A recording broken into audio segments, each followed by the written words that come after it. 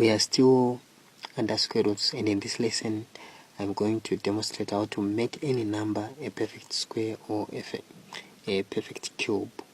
Perfect square or a perfect cube.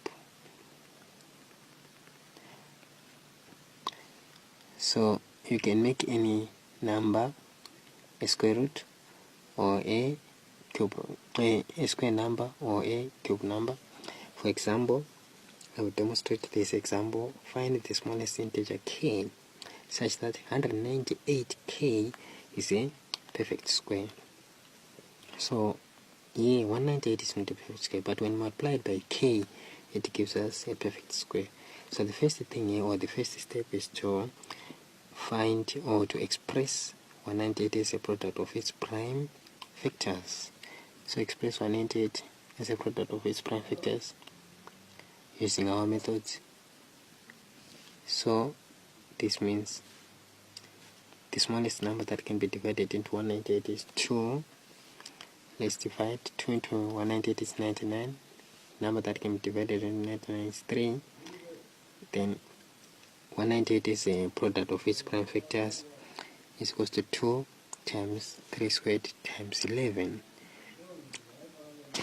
So here to find a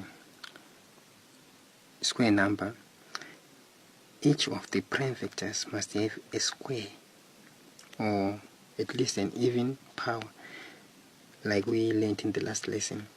So here to find square root of that number must have all factors squared. So to have all factors squared, now let's say must have this 2 squared times 3 squared times 11 squared. We must multiply 2 here by 2 to get 2 squared. We must multiply 11 here times 11 to get 11 squared. So we must multiply by 2 and then 11. So that integer, that k, is the value of those two numbers, 2 times 11, which is 22.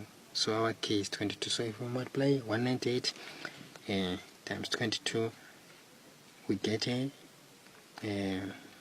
square number.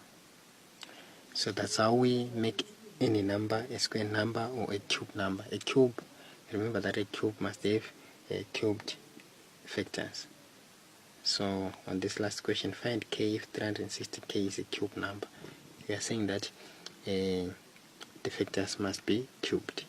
So if they are not cubed, make them cubed. That number you multiply must be value of k. This marks the end of our lesson.